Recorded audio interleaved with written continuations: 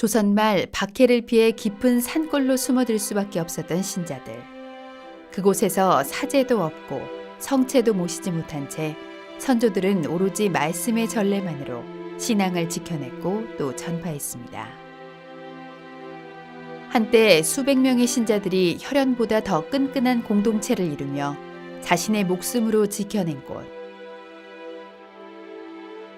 한국 천주교의 모태요, 뿌리인 이곳은 공소입니다.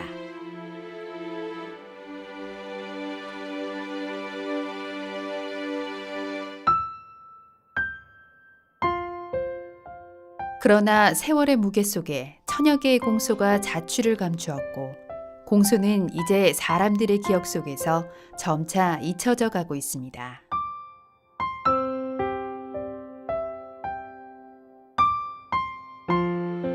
콜베 방송은 현대를 살아가는 우리들에게 신앙의 진정한 의미를 되살리고자 공소 재발견이라는 이름으로 1년여 동안 각 지역의 주요한 공소를 다루었습니다.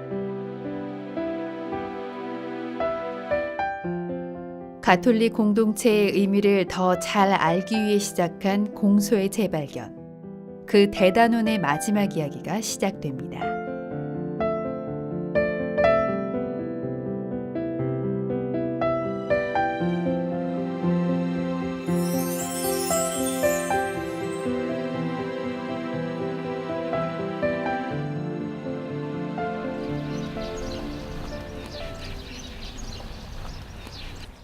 동화 작가 최은순 아네스 씨.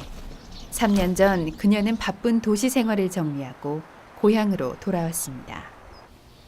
그녀가 귀향을 결심한 이유는 무엇보다 집 가까이 어린 시절의 추억들이 고스란히 담겨진 공소가 있기 때문입니다.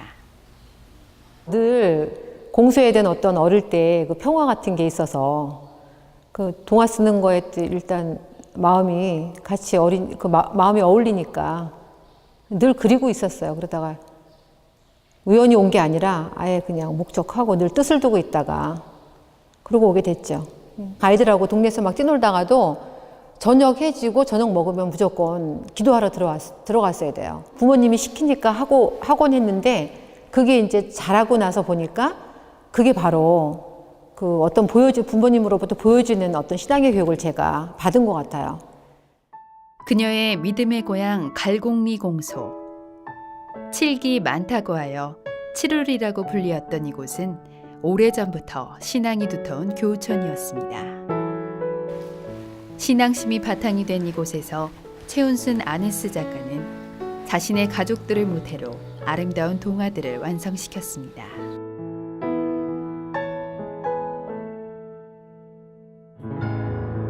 항상 동화 속에 장애를 갖고 있는 등장인물이 저도 모르게 등장을 하고 있더라고요. 그러니까 제 안에 아픔이 있어서 그랬던 것 같아요. 가족 안에. 오빠가 어릴 때 이제 그 3살 때인가? 그 홍역 돌림병이 있었는데 그래서 눈을 실명한 거예요. 만약에 오빠가 지금 세대에 태어났다면 요즘 아이들한테 놀림감이 되지 않았을까? 이런 생각을 했어요. 그런데 그 시절에 같이 크고 자랐던 그 오빠한테, 그 고향 오빠한테 물어봤더니 그 오빠가 그러더라고요. 그런 적이 없었다고. 너희 오빠를 놀린 사람은 아무도 없었다. 아, 이게 이제 신앙인의 차이라는 생각이 들었어요. 왜냐면은 우리 어릴 때 여기서 그 자랄 때 어릴 때 모습을 이렇게 쭉 그려보면은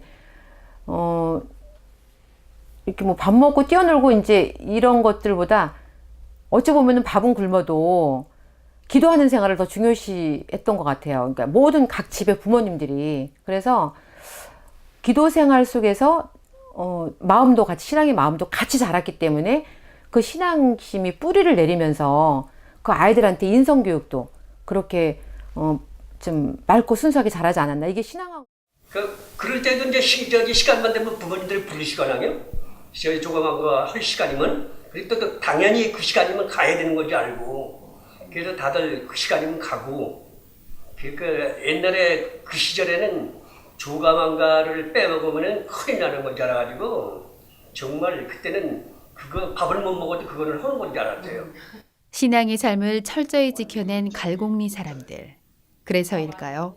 이곳 공소에서 나고 자란 아이들에게 성직자의 길은 너무나 자연스러운 일이었습니다. 천주교 광주대교구 제8대 교구장.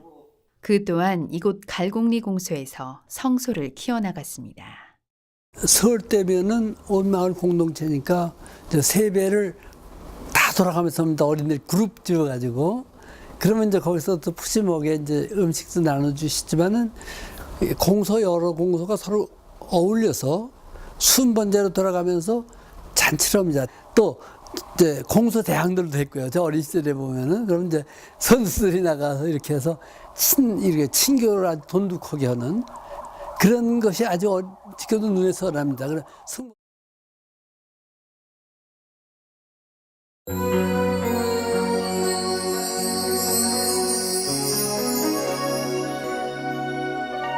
박해를 피해 신자들은 새로운 공동체를 이루었고 그 중심에는 늘 공소가 있었습니다. 비록 사제가 없고 성체를 모시지 못해도 주님을 향한 깊은 신심으로 가득 찼던 공소. 공소의 오래된 역사는 후대에까지 신앙을 지키고자 한 신앙 선조들의 노력들이 만들어낸 결과입니다. 저뿐 아니라 제 자손들도 여기서 지키고 있었으면 합니다. 이런 공동체를 유지하고 저도 이 지역을 또 순교자들의 그 유지를 유산을 이렇게 물려받고 싶어서 또 후손에게 물려주고자 하기 때문에 떠날 수가 없습니다. 성부와 성자와 성령의 이름으로 아멘. 때로는 공소를 중심으로 모인 신자들의 관계는 혈연 관계보다 더욱 두터웠고 깊었습니다. 55년 조금 더 되었을까? 55년쯤 되었을 거예요. 그때 진양반이 믿음 생활을 하면은 이 교우가 다 집안 같으니까 이렇게 외롭게 사는데 믿음 생활을 하면 교우가 다 친척같이 친하니까 믿음 생활을 해라. 진양반이 그러냐거든요. 무슨 언짢은 일이 있건 무역은 아이고 까짓거 예수님이 다 돌봐주시겠지. 되게는 뭐 신자들이 다 하나같이 내 집처럼 생각하시고 이렇게 관리를 좀 많이 해주세요. 옛날부터 그때 위에 여기 신자들이 거의 다 여기 순종공소 신자들은 어느 순간에 신자가 되는 게 아니고 그때 어른들부터 다 이렇게 신앙을 몇 대째 이렇게 지켜오던 분들이 주위에 다 계시니까 앉아 뭐 공소라 성당이라 이러면 내 집처럼 앉아 이렇게 막 걷어서 도와주시는 분들이다 보니까 근데 공소에 뭐 한다 이러면 막 우리 집에 뭐 가져갈까 이렇게 나서지 나 못해 이렇게 아니고 오늘날 또 우리 한국 교회는 평신도가 팔팔 살아 움직이는 나라라 할까 그런 모습인데 이 공소는 바로 평신도들이 살아있는 그런 공소. 성부와 성자와 성령의 이름으로 아멘. 주님 은혜로이 내려주신 음식과 이 공소를 중심으로 교우들이 때로는 가족처럼 형제처럼 그 모든 삶과 그 죽음, 신앙 모든 것들을 그 안에서 나누고 유지해 나갔습니다. 어떻게 보면 가장 그 완전한 의미의 교회 공동체의 모습이 바로 이 공소 안에서 이루어지지 않았는가.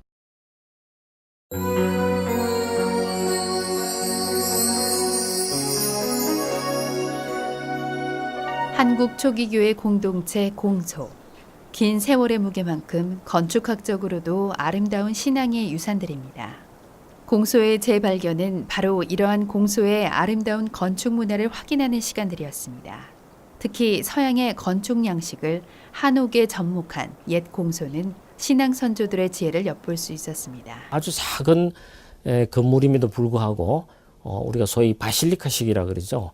가운데가 넓고 천정이 높고 좌우가 낮고 좁으면서 하나의 장방형의 전례 공간이 구성되는데 순수한 이 한국 목구조로서 그러한 서양의 전례를 충실히 받아들일 수 있다는 것은 이 한옥이 가지는 그러한 우수성도 있지만 그 당시 우리 신자 공동체 가졌던 신앙의 의식이라 그럴까 이런 것도 충분히 반영되어 있지 않겠는가.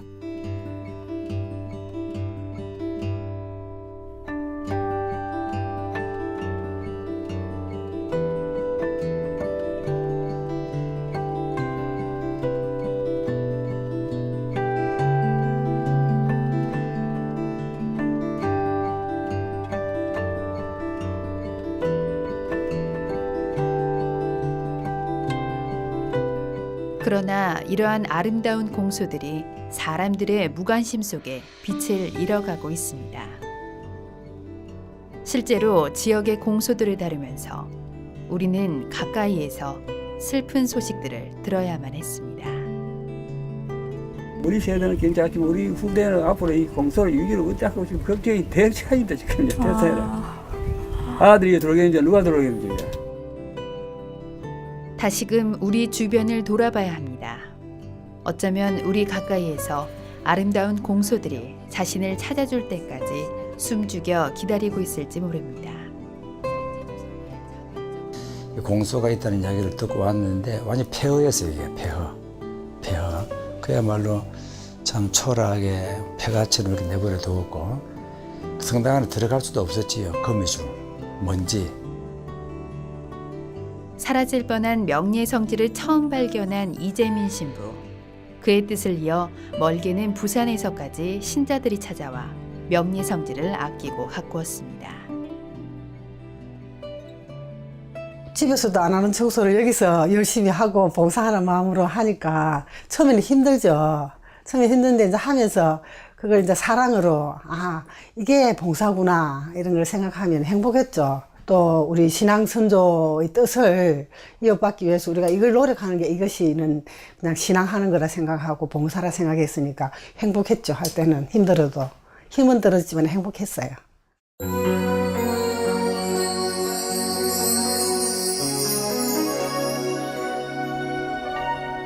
열악한 환경과 무관심 그리고 시대의 흐름 속에 하나둘 사라지고 있는 공소들.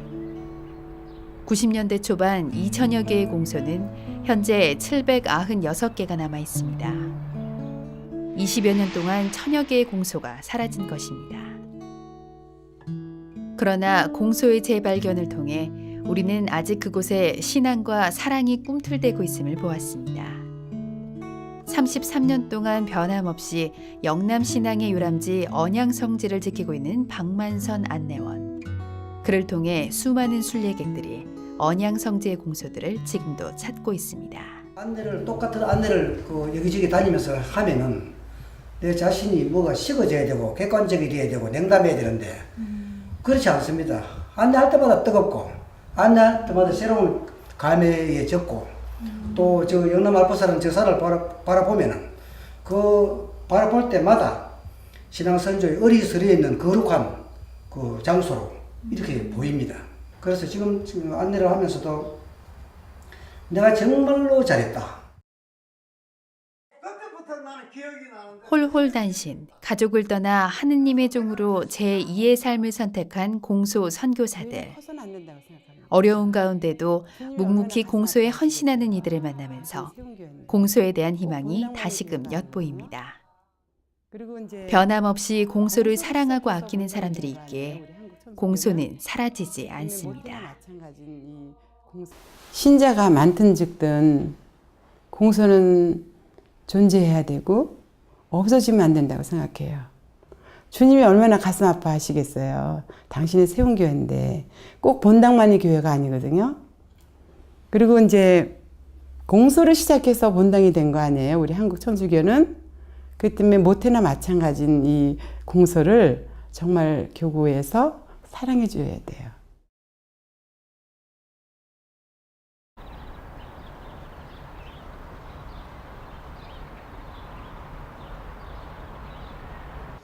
공소를 이웃으로 한 작가의 집.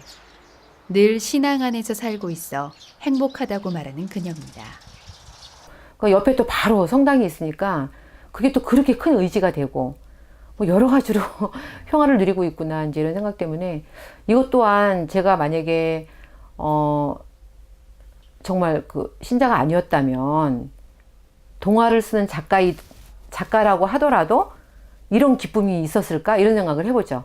근데 제가 분명히 어릴 때부터 이제 성당에 다니던 어떤 신자였고 그리고 동화를 쓰게 되고 이제 또 주변에 오니까 또 이제 자연들도 사방에 다. 이곳에서 최은순 아니스 작가는 동화 집필과 동시에 또 다른 미래를 계획하고 있습니다. 하느님이 주신 달란트니까 그 동화를 써서 뭔가 할 수 있는 무엇인가가 있을 것 같다는 어떤 그런 게 또 머릿속에서 마음속에서 이렇게 싹이 좀 트고 있는 것 같아요. 근데 고향이고 제가 태어난 모교 이제 다니던 모교니까 그래서 아이들 독서 지도를 할 수 있는 아이들을 만나기 시작했는데 뭐 그 아이 중에서 또 동화 작가 되고 싶은 아이가 2명이 있어요. 그럼 분명히 제가 얘네들한테 영향을 줄 수 있는 어떤 몫이 되지 않을까라는 생각이 드니까 굉장히 더 보람 있게 수업을 하게 되죠. 갈곡리 공소에서 동화 작가로 신앙의 바탕에서 삶의 행복을 발견한 최은순 아네스 작가. 그를 따라 미래를 꿈꾸게 된 모교의 아이들. 이처럼 사람들에게 행복을 가져다주는 공소는 시대의 변화와 흐름 속에 점차 잊혀져 갈 수는 있지만 천주교의 뿌리이자 모태인 공소. 공소를 아끼고 사랑하는 사람들이 있는 한 절대로 사라지지 않을 것입니다.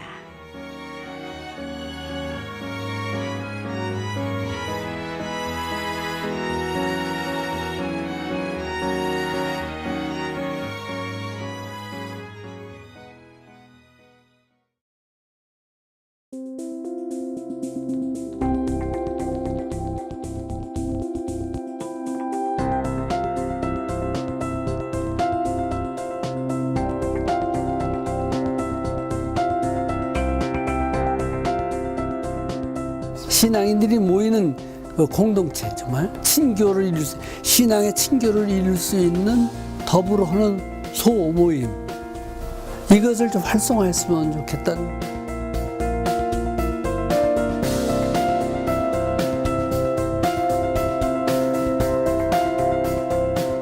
현대 선교 안에서 작은 소공동체를 어떻게 사목적으로, 공동체적으로, 선교적으로 이렇게 이끌어갈 수 있겠는가 하는 차원에서 사랑방 소공동체를 하게 됐죠.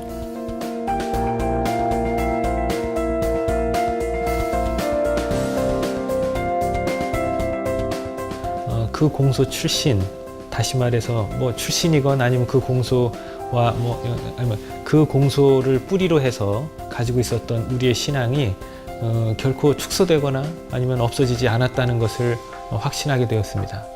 오히려 그 공소 교우들이 이제는 현대적인 감각에 맞게 본당이라든가